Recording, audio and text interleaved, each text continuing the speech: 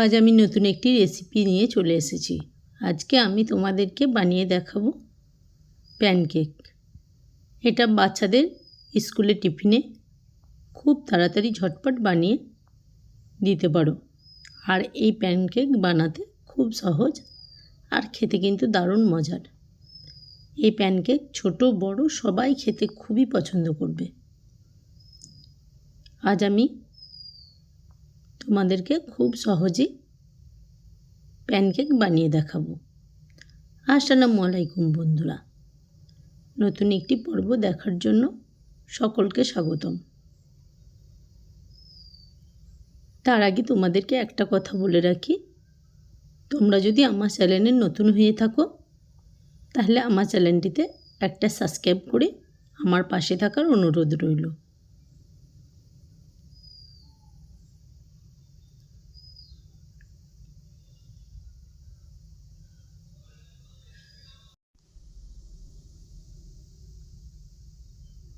তোমরা দেখেই বুঝতে পারছো যে প্যানকেকটা কতটা স্পঞ্জি হয়েছে আর ভিতরটা একেবারে জালিকাটা। এটা কিন্তু 10টার জলখাবারে বা সন্ধ্যের নাস্তায় রাখতে পারো। প্যানকেক বানাবার জন্য আমি এখানে একটা পাত্র নিয়েছি আর নিয়েছি একটি মাত্র ডিম। একটি মাত্র ডিম দিয়ে আমি প্যানকেকটা বানাবো। ডিমটা যদি থাকে ফ্রিজে তাহলে ফ্রিজ থেকে প্যানকেক বানাবার 15 মিনিট আগে বের করে দিতে হবে। আমার ডিমটা কিন্তু ফ্রিজেই ছিল, তাই আমি 15 মিনিট আগে বের করে দিয়েছি। এরপরে ডিমটা দেওয়ার পর আমি এখানে নিয়ে নিলাম চিনি। চিনিটা আমি এখানে গুঁড়ো করে নিয়েছি মিক্সিং জারের মধ্যে। আর নিয়ে নিলাম হাফ বাটি রান্নার রেগুলার তেল।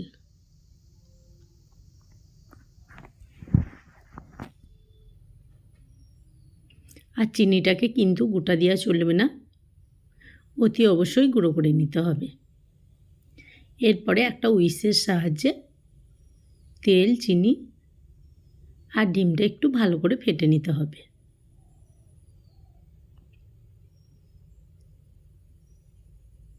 ফাটতে ফাটতে যখন দেখবে ভালো করে মেশানো হয়ে গেছে, তখন দিয়ে দিতে হবে হাফ বাটি আগে থেকে জাল করে রাখা দুধ। দুধটা কিন্তু ঠান্ডাও নয় গরমই নয়, নরমালে থাকা আমি দুধ নিয়েছি। আর দুধটা কিন্তু জাল করার পর অনেকটাই গাঢ় হয়ে গেছে। আর গাঢ় দুধটা দিলে প্যানকেকগুলো খেতে খুবই ভালো লাগে। তাই আমি বলবো দুধটা যেন জাল করে কিছুক্ষণ মেরে নিয়ে গাঢ় দুধটা ব্যবহার করবে। এরপরে সব উপকরণগুলো হুইসের সাহায্যে ভালো করে মেশাতে হবে। মেশাতে মেশাতে যখন দেখবে যে কালারটা অনেকটাই চেঞ্জ হয়ে গেছে, তখন দিয়ে দিতে হবে ময়দা। তাই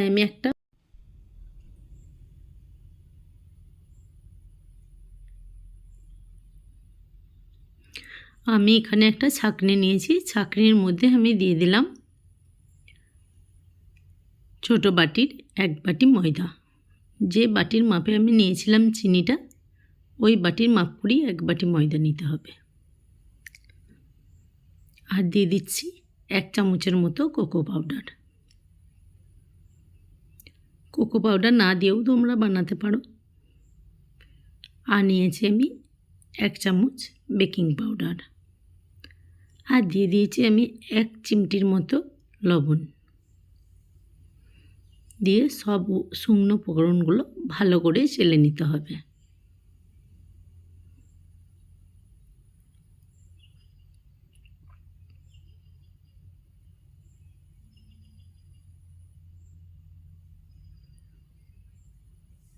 চালা হয়ে গেছে। এরপরে আমি ডিমের ব্যাটারটার মধ্যে অল্প অল্প করে ময়দা দিয়ে মেশাতে থাকবো। আমি অর্ধেকটা ময়দা দিয়ে দিলাম। একটা কাঁটা চামচের সাহায্যে হালকা হালকা করে মেশাতে হবে। কোনো রকম তাড়াহুড়ো করে মেশানো চলবে না, তাহলে কেকগুলো ভালো হবে না।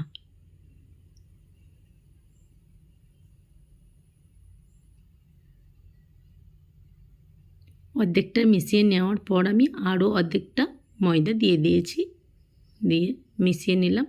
আর ডোটা কেমন হবে সেটাও তোমাদেরকে আমি দেখিয়ে দিচ্ছি। ভিডিওতে দেখলেই তোমরা বুঝতে পারবে যে ডোটা আমি কেমনভাবে বানিয়ে নিয়েছি। ডোটা কিন্তু পাতলা করলেও চলবে না বা খুব একটা মোটা করলেও চলবে না। এরপরে আমি এখানে দিয়ে দিচ্ছি নিয়েছি একটা কাগজি লেবু, খোসাটা আমি দিয়ে দেবো। তার জন্য একটা মেশিন নিয়েছি, গ্রেট করা মেশিন দিয়ে আলতো আলতো করে ঘষে দিয়ে দিতে হবে। তাহলে ডিমের যে গন্ধটা থাকে সেটা কিন্তু পুরোপুরি কেটে যাবে। আর যদি তোমাদের কাছে ভ্যানিলা এসেন্স থাকে তাহলে সেটাও দিতে পারো। আমার কাছে ছিল না, তাই আমি একটু কাগজি লেবুর খোসাটা দিয়ে দিয়েছি। এরপরে কেকগুলো বানাবার জন্য আমি একটা ওভেনের মধ্যে কড়াই বসিয়ে দিয়েছি। আর কড়াইয়ে আমি দিয়ে দিয়েছি 2 ফোঁটা রান্নার রেগুলার তেল, দিয়ে একটা কাগজের সাহায্যে চারিতরফে ভালো করে লাগিয়ে নিতে হবে। তেল কিন্তু কড়াইয়ের মধ্যে থাকলে হবে না, তাহলে কেকগুলো ভালো হবে না। ভালো করে লাগিয়ে নেওয়ার পর ভালো করে মুছে নিতে হবে। এরপরে একটা চামচের সাহায্যে অল্প অল্প করে ডো নিয়ে কেকগুলো বানিয়ে নিতে হবে। আমি অর্ধেকটা ডো দিয়ে দিলাম, দিয়ে কিছুক্ষণ অপেক্ষা করে আরও অর্ধেকটা ডো দিয়ে দিতে হবে। যখন দেখবে যে একটা বুনকি বুনকি ভাব আসছে ডোটার মধ্যে, তখন আরও অর্ধেকটা ডো নিয়ে ওর উপরে ঠিক এইভাবে দিয়ে দিতে হবে, দিয়ে একটা ঢাকনার সাহায্যে ঢেকে 2 মিনিট অপেক্ষা করতে হবে। 2 মিনিটের পর আমি ঢাকনাটা খুলে এখানে কেকটা ভালো লাগার জন্য দিয়ে দিলাম টুটি ফ্রুটি, আর দিয়ে দেবো 2 থেকে 3টি কিশমিশ। এটা অপশনাল, তোমরা চাইলে দিতেও পারো বা না দিতেও পারো। এটা দেওয়ার কারণে বাচ্চারাও খুব মজা করে খাবে, তাই আমি ওপর থেকে একটু ছড়িয়ে দিয়ে ঢাকনা দিয়ে ঢেকে আরও 2 মিনিট অপেক্ষা করব।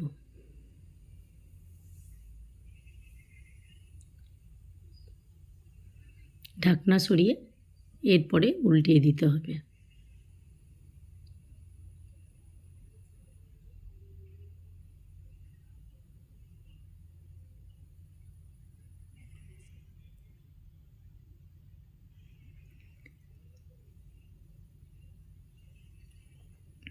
আর হাতে যদি খুব কম সময় থাকে তাহলে এইভাবে কেক বানিয়ে বাচ্চাদেরকে দিলে দেখবে খুব মজা করে খেয়ে টিফিন ফাঁকা করে বাড়ি আসবে। একইভাবেই সব কেকগুলোই আমি বানিয়ে নেব। মাত্র হাতে গোনা কয়েক মিনিটই আমি কেকগুলো বানিয়ে নিয়েছি। তাই বন্ধুরা, যদি তোমাদের কাছে ভালো লাগে থাকে তাহলে আমাকে একটা কমেন্ট করে জানিও যে এই রেসিপিটা তোমাদের কাছে কেমন লেগেছে। আর যদি ভালো লেগে থাকে তাহলে আমাকে একটা লাইক করে দিও। তোমরাও ভালো থেকো, সুস্থ থেকো, সাবধানে থেকো, আর সবাই সবারই খেয়াল রেখো। খুব শিগগিরই দেখা হবে পরের একটি রেসিপি নিয়ে। এতটাই স্পঞ্জি হয়েছে যে তোমরা দেখেই বুঝতে পারছো, আর ফুলে একেবারে ডাবল হয়ে গেছে, আর ভিতরটা একেবারে জালিকাটা হয়েছে।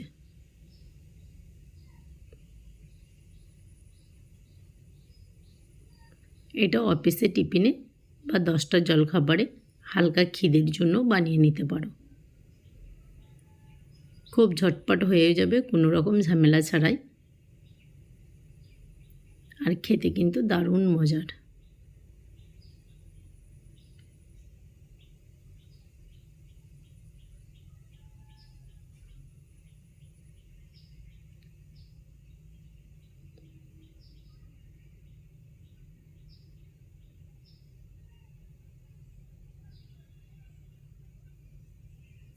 খুব শীঘ্রই দেখা হবে নতুন একটি রেসিপি নিয়ে।